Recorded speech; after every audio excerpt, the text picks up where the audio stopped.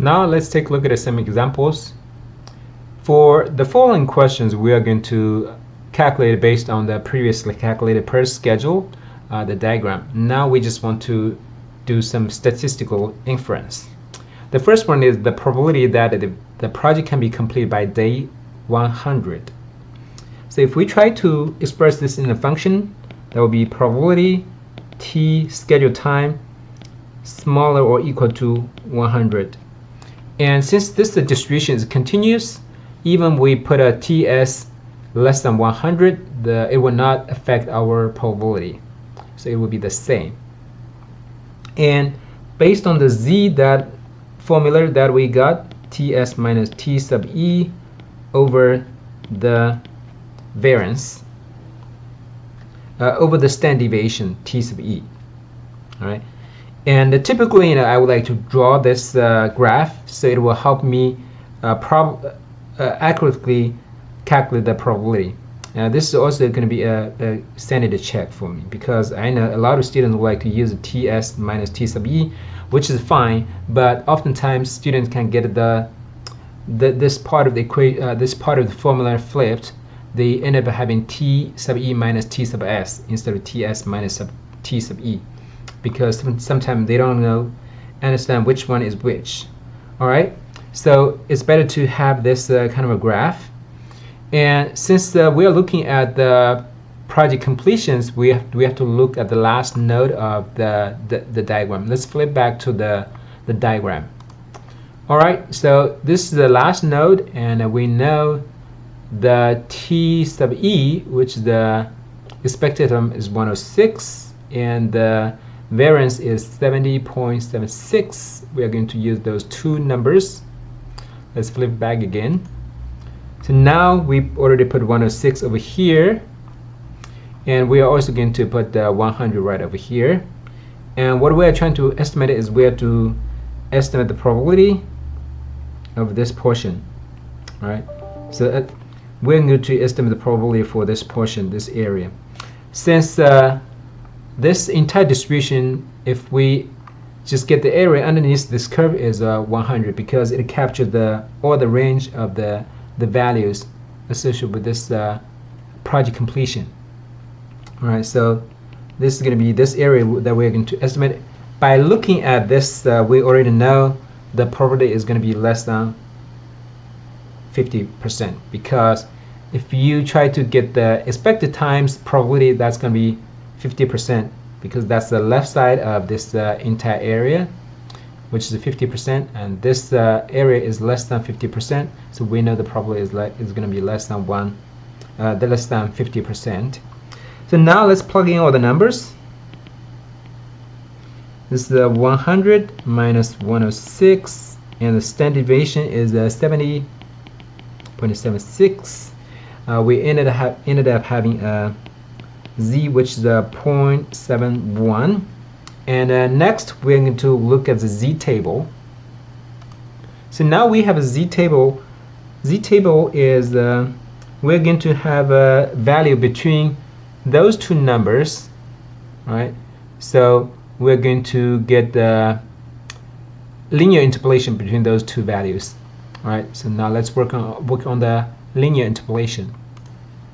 All right, so we know 0.08 corresponds to 0.21, and 0.7 is going to be 2.4, and we are going to get an x.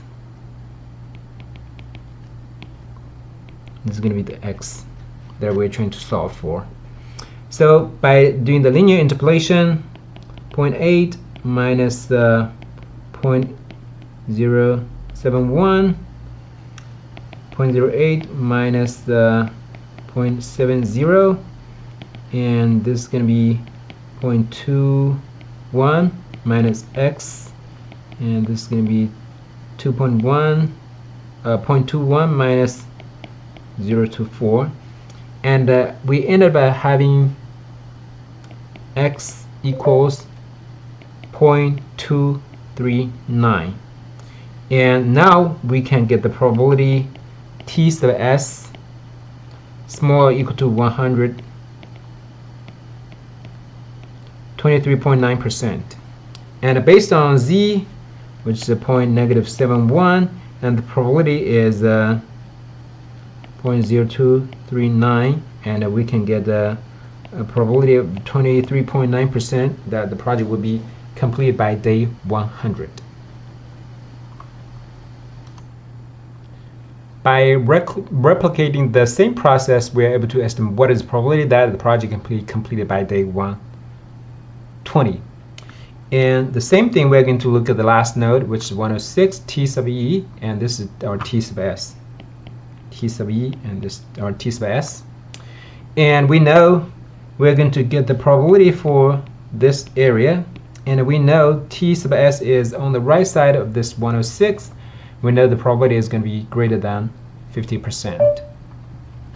So Z is TS minus T sub E over standard deviation, and we're going to plug in the number 120 minus 106 over the standard deviation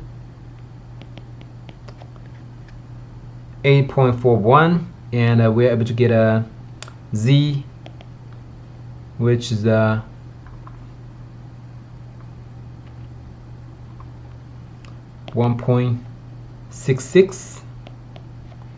And I'm not going to do another linear interpolation. I just rely on you guys to calculate this, and I'm going to write down the probability TS smaller or equal to 120 is going to be, by having a linear interpolation, you're able to get a probability 95.2%.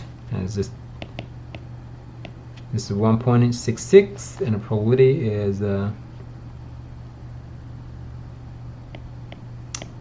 95.2%, and then there's a 95.2% probability that a project can be completed by day 120.